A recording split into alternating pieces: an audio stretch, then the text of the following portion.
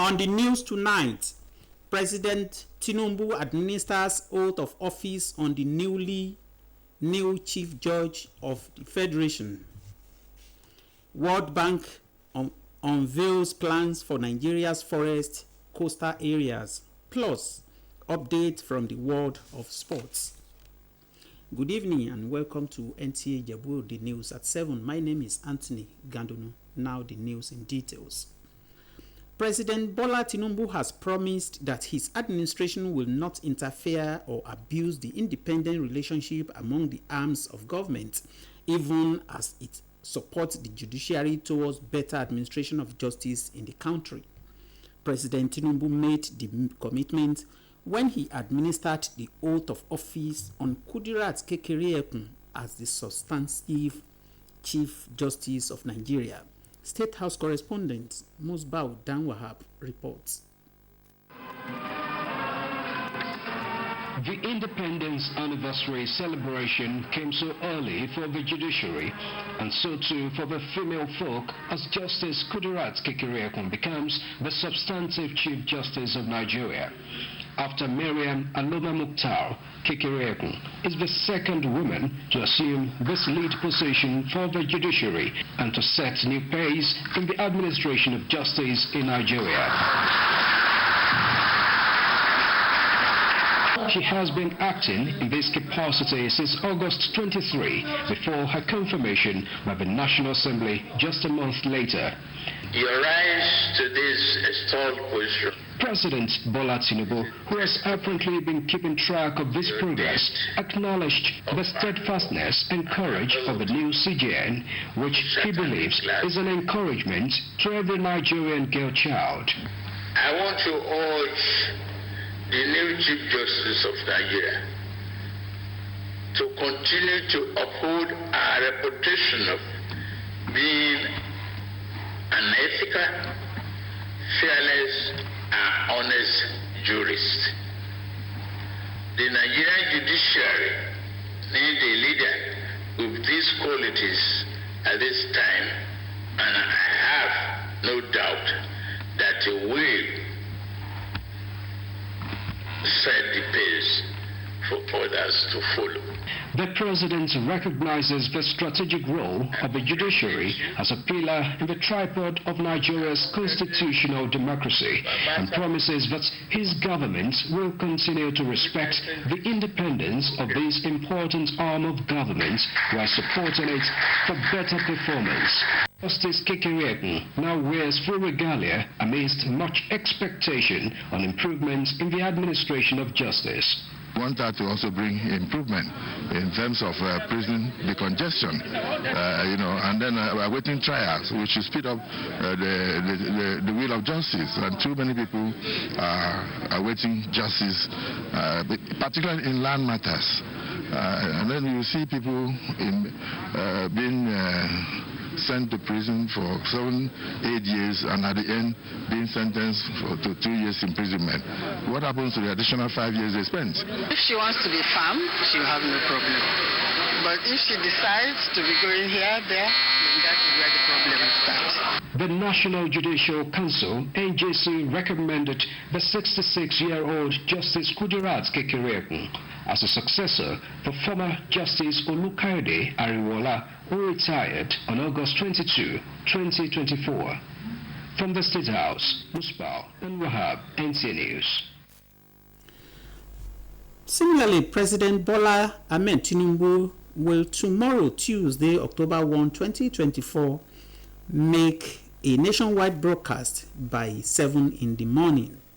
The broadcast is part of activities to commemorate the 64th independent anniversary of the nation.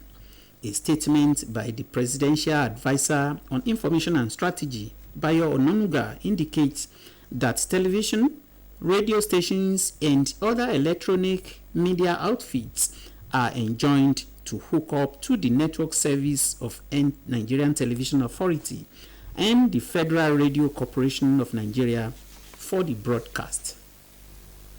Meanwhile, a World Bank delegation to Nigeria has unveiled plans to turn some Nigeria forests and coastal regions into viable economic hubs. Minister of Environment Balarabe Abbas Lawal, who briefed the media after the engagement at the ministry, said the bank's plan further consolidates ongoing interventions by the federal government's agroclimate resilience in semi-arid landscapes. Akrisa Charles Alpha reports.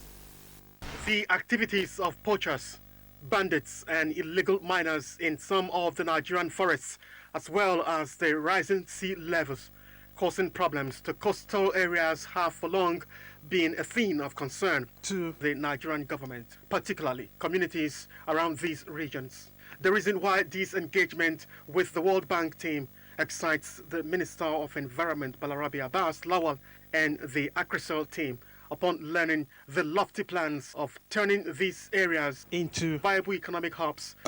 Cost should not just be seen as where you have beach and the rest, so it should be seen as part of the economic livelihood of the communities that live near the coast. So the World Bank is going to support us in that, in trying to create economy around the coastal areas through our framework of blue economy. Nigeria, reports say, has one of the lowest forest cover, with less than 10% compared to the global standard of 25%. These statistics, the minister said, is expected to take a favorable turn, with the World Bank coming in to develop them through various interventions. The discussion was very fruitful because they have given us the awards that they will support us in all these two very important issues. The World Bank has already invested $700 million in support of the Nigerian government in the ongoing restoration of degraded lands in 20 northern states of Nigeria. Charles Alpha, NTA News. Across Nigeria, a vibrant community of over 3 million deaf individuals strive for equal access and opportunity. For them, sign language is more than just a communication. It's a lifeline to educate, employ, and social inclusion. Gufan Chaji Ugwain sheds light on this community's quest for awareness and recognition. Language has a rich history, tracing back to ancient civilizations. With over 300 distinct sign languages worldwide, Nigerian Sign Language emerged in the 1960s, blending local gestures and American Sign Language elements. Nigerian Sign Language is integral to deaf identity, self-expression, and cultural heritage. However, Nigerians' deaf community faces daunting challenges: limited access to education, healthcare, and employment restricts their participation. Scarcity of trained interpreters and inadequate resources worsens isolation and marginalization. When I go to the hospital as a mother who is pregnant and wants to deliver, I need to communicate with the doctor. How will I do that? It's a challenge for me. I will need an interpreter, and hospitals doesn't really have interpreters.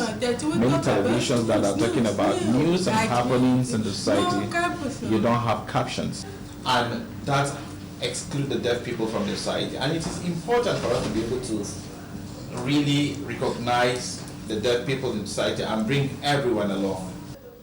Our hope is on access to jobs, access to health. Sign language interpreters were also demanding that the government should recognize sign language interpreters as professionals, because the work is a professional work and it demands a lot of responsibility on sign language interpreters, like interpreters in the court, for example. If you are not well trained or certified and you go to the court system and the deaf person is jailed because of wrong interpretation, you can see how that can have effects. And by recognizing Nigerian Sign Language as a valuable asset, it will unlock deaf citizens' potential, foster inclusivity, diversity, and social cohesion. In Abuja, Gufan Shaji Ugwanyi, NTA News. The National Agency for Food and Drug Administration and Control, NAFDAC, has called on dealers of medical products to be professionals in their deals for the safety of the nation. Director General NAFDAC, Professor Mojisola Adeyeye, who was represented, gave the call at a one-day sensitization and awareness campaign on substandard and counterfeit medical products. Haban Jabane reports. Substandard and falsified medical products may cause harm to patients, fail to treat the diseases which they were administered, leading to loss of confidence in medicines, healthcare providers, and health systems. These are among the many reasons that the National Agency for Food and Drug Administration and Control, NAFDAC, is trying to prevent as it engages medical product dealers under the umbrella of the Nigeria's Association of Patent and Preparatory Medicine Dealers to promote and protect public health across the country. The Director General, who was represented by the Director of Post-Marketing Surveillance, says because of the dangers relating to substandard and falsified medical products, NAFDAC is in the forefront of sustaining public awareness campaign in disseminating information and messages to the grassroots to ensure that the various communities take ownership, care, and management of their health. All these are efforts for Nigerians, to keep away from substandard and falsified medicines. Most of these products are not even made here. So we need to identify them, we need to know about it and know the steps that we need to take that will help all of us, and then we can, together, we can safeguard the health of Nigerians. We need to organize a series of, even among ourselves, we invite professionals from time to time to talk to us. So when they talk to us and all these kind of workshops, it makes us better, and we really improve by each passage of each seminar or each workshop. The campaign has taken place in 6 other locations across the country. Hamman Jabani, NTA News. You are watching NTA Ijebu ode news at 7. The news will continue after this break. Please stay tuned. Sound is right here on your phone. Welcome to the Glow Cafe. Come on in. It's buzzing in the Zanga. In here, anything is possible. Check out the menu, and here are some of the hot items. Over here, you can buy credit, buy data, share data, borrow voice and data, give data. Amawobe, give it to him now, be kind. Then there is Glow Music Cafe. More than 2 million Nigerian and Africa Lampa. Glow has teamed up with the world's largest gaming catalog to bring you the Glow Game Cafe. And that's just a start. Check out the Glow Video Cafe. Countless clips, comedy and sports, direct to your device. And when you thought things couldn't get easier, there's personal account management and Glow customer care right at your fingertips. You can get everything at Glow. Simply text BUZZ to 105 to download the Glow Cafe app, or go to your app store and search for Glow Cafe, the largest data network. Glow, grandmasters of data. You are welcome back. The news continues. The House of Representatives is advising management of universities to ensure equity and fairness in their recruitment process in line with the principles of federal character. This was during an oversight by the House of Representatives Committee on University Education to Modibo Adamawa Federal University, Yola, Adamawa State. National Assembly correspondent Mohammed Rabiu Ali has the details.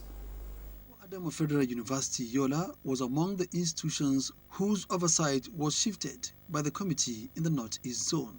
Engaging the management of the university, the committee faulted some infractions in the institution's budget performance. From the amount you collected as your receipts in 2022, 562,237,943 naira 35 kobo. You spent or utilized 545,955,558 naira 64 kobo. So presumably we have a balance of over 16 million in 2022. You see. So you note it. And when that money was not carried forward to 2023, Definitely we will make corrections and resubmit some of these documents to you. That I promise you. We will look at all these infractions because some of these things are available. Only that they were not included. It was not intentional. It was just an oversight. Members, however, identified other areas for improvement in internal revenue generation and recruitment drive. You must take concrete measures in your subsequent recruitments to address this issue of constitutional breach. People refuse to apply because they know that they will not be taken. They know that even if they are qualified, they will not be given the opportunity to serve. So I urge you to work with the committee. The oversight of federal universities is part of the committee's mandate to ensure check and balance in budget utilization. Muhammad Rabiu Ali, NTA News. Now to sports. Nigeria's under-17 female national team, Flamingos, is ready to conquer the world. Details of this and more with Austin Ademolu. The Nigerians under-17 female national team, the Flamingos, have expressed their determination to conquer the world as they prepare for the 2024 FIFA Under-17 Women World Cup in Dominican Republic in October. The 21 players that make up the squad for the World Cup include Captain Taiwo Afolabi, Harmony Chidi, Peace Effiong, Priska Nwachukwu, and Christiana Uzoma, amongst others. I think my motivation is basically my family, my coach, the country Nigeria. We are going there by the special grace of God to lift the trophy. The team held their last training session in Abuja. The Flamingos are drawn in Group A with hosts Dominican Republic, Ecuador, and New Zealand. France forward Antoine Griezmann has announced his retirement from international football. The 33-year-old Atletico Madrid player made 137 appearances for his country, scoring 44 goals. He helped his country to win the 2018 World Cup, converting a penalty in the final as France beat Croatia 4-2 in Moscow. Finally, in tennis, world number 3 Carlos Alcaraz secured his spot in the semi-finals of the ATP Beijing 2024. He defeated Russian Karen Kanashov 6-5, 6-2 in an hour and 36 minutes. With Sports Update, I'm Austin Edemodu, NTA News. That ends NTA Ijebu ode news at 7. Join us tomorrow for another interesting package. But before we go, Idowu Ogunbajo is on standby to give you the news in Yoruba. Thank you. Don't worry, we'll talk later, yeah? Buddy, how far? Give me small spot, I beg. Make I play game, I beg. Oh, yeah, now. Thanks, G. Yo, Zifa don't come out. Buddy, how far now? I got you. Buddy, I beg, make I connect, I beg. I need to stream. Mojaba. Okay, what's that now?